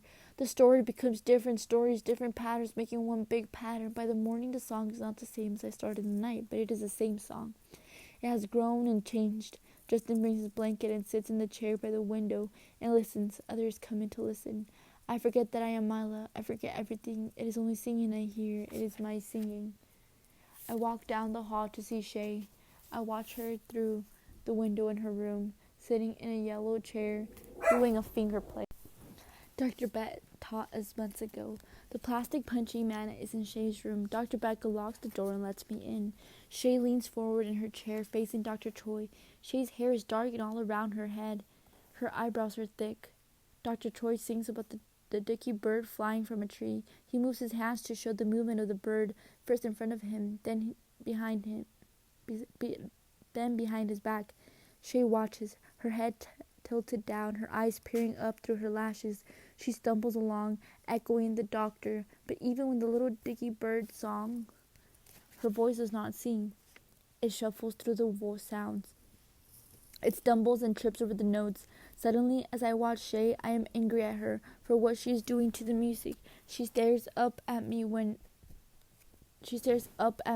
her chair. I can see in her eyes, in the way she moves her head. She knows what I am thinking. Dr. Choi takes Shay's hand and drags her to where I stand.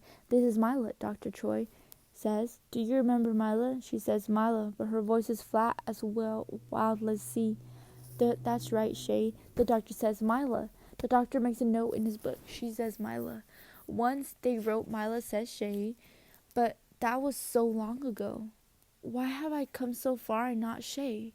Dr. Choi takes Shay by the hand and leads her back to her seat. He starts the same dicky bird song again, but Shay slides off her chair and sits on the floor walking. It really doesn't matter about Shay and the locked door? Shay is locked inside herself. I back out the room. The inflated punching man brushes against my shoulder. Before I know what I'm doing, I spin around, pull my hand back, and hit it.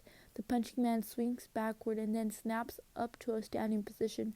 The expression on its face never changes. It stands and takes the hit, and still it smiles and waits for more. I am filled with something that frightens me. When I was with the Dolphins, the rain lashed my skin. The waves choked my throat. I felt the sun blister me through the thirst of days. When I was with the dolphin, I did not always feel good in my body, but there was not this feeling. When I first came, I was so close to Shay. Together we were different from the others. We were a pot of two. But now Shay is left behind. The music of Shay is no music at all, and yet it is Shay's music. If to be human means I can no longer hear the good rough music of Shay, then finally I am human. I must ask Dr. Beck, I must ask Sandy, am I human enough? I bring the recorder to Shay and help her to hold her hand over the smooth, pale body of the instrument. I teach her to blow. Shay blows too hard. It hurts my ears. I feel a lick of anger, but I let it go. Like the last sight of a wave, Shay is happy to make the recorder shriek. If Shay is happy, let her play this way, but I cannot listen. I go back to my room and leave my recorder with Shay. Dr. Troy comes to my room early. He has a recorder. It is not my recorder. I know when I touch it. I know when I blow it into it. I give the recorder back to him. This is not mine. Dr. Troy brings out another recorder. This one's broken in 2 pieces. She has broken my recorder. I sit on the floor of my room holding the broken piece of my recorder, and I cry. Sandy explains to me that Shay has stopped making progress. It is not entirely unexpected, Sandy says. The same thing has happened to every federal child ever studied. Everyone that is, except you.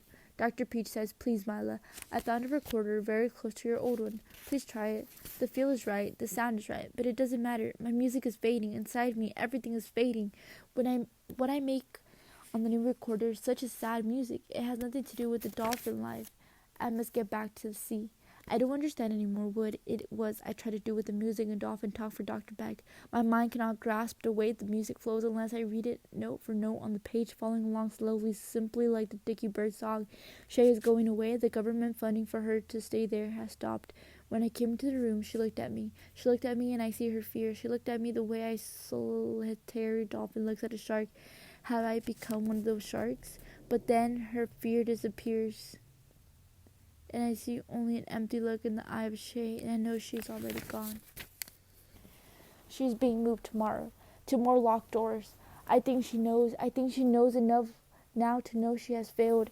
She knows what it means to be locked in. She knows what it means to be alone. Before she came to Dr. Beck and Dr. Troy, she lived a life locked in and alone, but she did not know. Now she knows. I go back to my room and get my older rubber boot. It has been many months since I wore them. I rub them together to make a dolphin sound. I stroke them with my hand. The good rubber feels like dolphin skin. I bring the boots to Shay. Here, I say, a gift for you. Take them. I make the dolphin sound for her with the boots. I put the boots on her feet and show her how to make the sound herself. Once the sound made Shay laugh, now she lets me move her legs, but there is no laughter. Shay is too tired to try anymore. She wants, but she doesn't know what she wants. It is too late for her to go back to what she was. And what about me? What do I want? Is it too late for me to go back? I feel cold and I put on a sweater. When I am hungry, I eat. I do not have to hunt for my food. I do not have to catch it or kill it. My food waits for me. I do not have to go for days with a thick tongue thirst swelling my throat. When I am thirsty, I pour a glass of fresh water and I drink. I read books and I learn different stories. Mostly they are little stories. They fade like sunset, like the picture the waves make on the sand, but they are important. I learn a little about my first home. Not the sea, about the people who were my first family. If I should go back anywhere, should I go back to them? Then they say they want me back, but I think they are not interested in the girl named Mila. I think they are not interested in the girl named Olivia. I think they are interested in the dolphin girl. Only the dolphin girl. All my life with humans, it will be this way. I will always be the dolphin girl. The humans will be curious the way the dolphin is curious about a piece of garbage floating on the sea. A thing to play with, a thing to drag and toss around, but in the end, a thing to leave behind. Shay is gone. I stood between Dr. Beck and Sandy and waved. Shay stared straight ahead. She stared with dead fish eye. I sat on the stone curb for a long time after the car pulled away. The warm wind lifted in a spiral of sand into the air. I don't know if it was the sand that made my tears come. Shay was wearing my boots. During the night, I dreamed a pod of dolphins beached itself outside my window.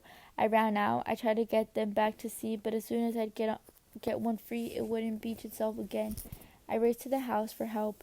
Please, we have to set them all free at once. They will not leave unless they all leave together. Dr. Bagg, Sandy, Justin, Mr. Ardon, Dr. Trey, they all came. We managed to get the dolphin back in the water on the rising tide.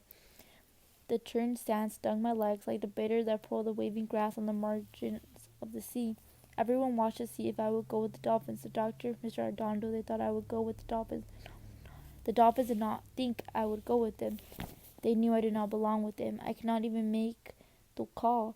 I was a mouth speaker, not a nose speaker. They swam away from me. They swam away. I woke trying to remember the sound of their calls. I could not remember. I go to Shay's room. It looks the same, except the bed is empty, and there is an absence of Shay. Who will come into my room when I am gone and sing my story? I have no more appetite. I look at the food, but I cannot bring myself to eat. They will put the needle into my arm again. I cannot change what is happening, but their feeding tube cannot stop what is happening. Someone is always in my room. They keep me afloat, but I do not know them all, though sometimes it is Dr. Beck or Justin, sometimes it is Mr. Arredondo, often it is Sandy. They talk to me in English and Spanish. Sometimes there is music, sometimes there is not. I hear the murmuring of their thoughts. I feel their sadness as they watch me. Justin unhooks my feeding tube. He and Dr. Beck help me to walk out my room, down to the grass beach to the hump. The air is so warm, I hear the sound, the cry of a gull. When I lie my head against the hump, I hear the roll of waves. I hear the great sea lifting its tons, singing its long tail. I'm in the wrong room in a very big house. If I keep walking down the long halls, I will find my way back to the sea. I smile at Justin. He is close to his mother. He lets her arm come around his back. He lets her touch him. He leans into her. I say, you would make a very good dolphin, Justin Beck, and you would make a very good human, Justin says. I am too weak to make anything. I say, Dr. Beck, take me back to the island where the Coast Guard found me. Dr. Beck looks at me the way she did when I asked for the doors to be unlocked. She explains again about the government money. She explains again about the government rules. She says, you are asking me to break the law. If I do what you ask, I will go to prison. I look at her. I am already in prison. Sandy says, we have to let her go. What can they do to us that's any worse than what we've done to her? We have to let her go. I am a face of bones. Dr. Beck sees what she sees is not a curiosity. It is not a laboratory experiment, not a government project. She sees me, the girl they call Mila. She says, maybe we can visit there, but you couldn't stay, Mila. I couldn't leave you there. I need the roll of the sea. I need the gentle touch of the dolphin. I need home. The musicians come and play for me today. A private concert. Someone gives me a recorder. I cannot remember how to play. I cannot remember what the note meant to the holes. I could not make the notes on the sheet hold still. They swim up and down the staff like dolphins. Sometimes I have trouble with the words. I try to catch them, but they slip away like little fish through a net. Dr. Beck says I can learn the word again, all the words and more words. They are all on the computer. They are all in my head. I only have to practice to work. I do not want to work, only to go home. When can I go home? I am eating a little. I make a promise to Dr. Beck. I eat a little if she takes me to sea. Sandy is a good friend. She is here when I eat, when I sleep, when I wake. She says soft words. She is touching my hair. I love to close my eyes and feel her touching. She is my friend. She says, Milo, we will take you to the sea. I am on a boat. Dr. Beck is here, and Sandy and Justin. Justin is smiling. The wind is in his hair. The air is soft and warm and gentle. Home, I think. I am going home. Dr. Beck and Sandy are home. There are dolphins swimming with the boat. I do not know these dolphins. I do not know this sea. This is not home. Dr. Beck and Sandy think all dolphins are my family, but you cannot walk into my house and say, I am here. I am sick. Take care of me. The people say, who are you? You are a stranger. I am a stranger to these dolphins. They swim with the boat only because they like the ride. Dr. Beck and Sandy do not understand, but Justin, he watches me. He hears what I cannot say. He understands. I ask about Shay. Dr. Beck says Shay is happy. She lives in a big house with a man and a woman and other children. Dr. Troy went to see her, but she did not remember him. Shay does not wait for me.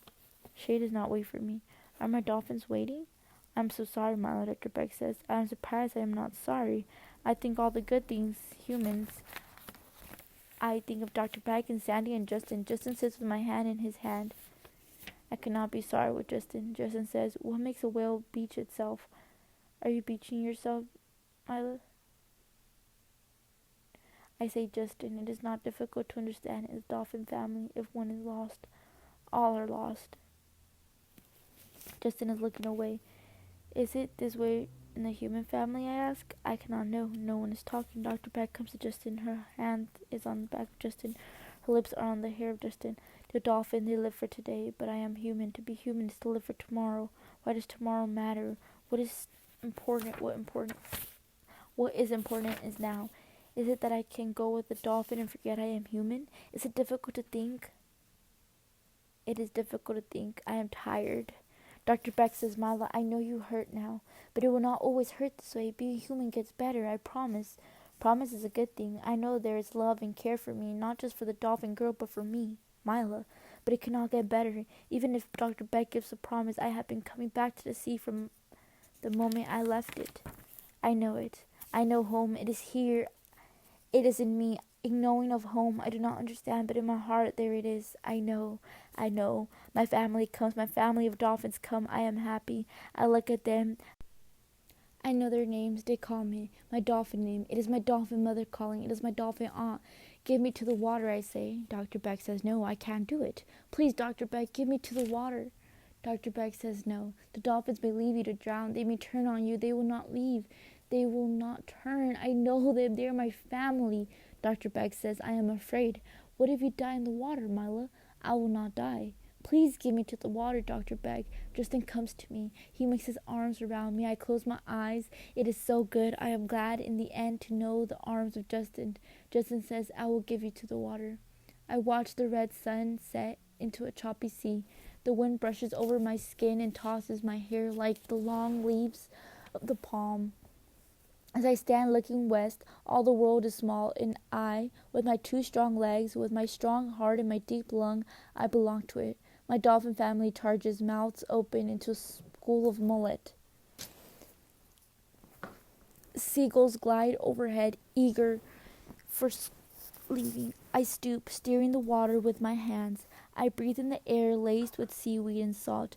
Waves whisper onto the beach, sucking at my heel and my toes. I gaze across the orange-tipped water, glad for each glimpse of my dolphin family surfacing. A solitary brittle star brushes past my foot as it hunts for mussels in the twilight. I stand and walk slowly along the margin of the sea. Around me the night creatures come to life, scurrying in the sand, creeping along the blades of grass, nibbling sea oats. I settle into my nest of leaves and make a sound high in my throat, a sound that forms a picture for my dolphin mother. I say good night to her, to my dolphin aunt, to my dolphin cousins. Sweeping my hair back from my face, I breathe in the fresh night smells. It is the end of another dolphin day. I sing my name to the first star. All that I am, all that I was, all that I ever will be, I put into my song. My dolphin mother bears and knows and sings back, wrapping my arms around myself all at once, Biden.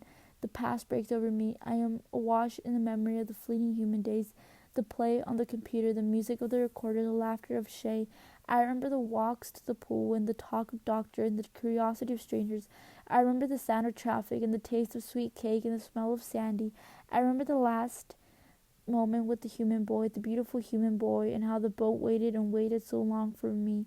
I nearly returned. This wanting has come before, and yet each time I am startled by the fears and sudden hunger for things left behind. But before long the wanting passes. I cover myself with my long hair, turn toward the soft blowing of my dolphin family, and give myself to sleep.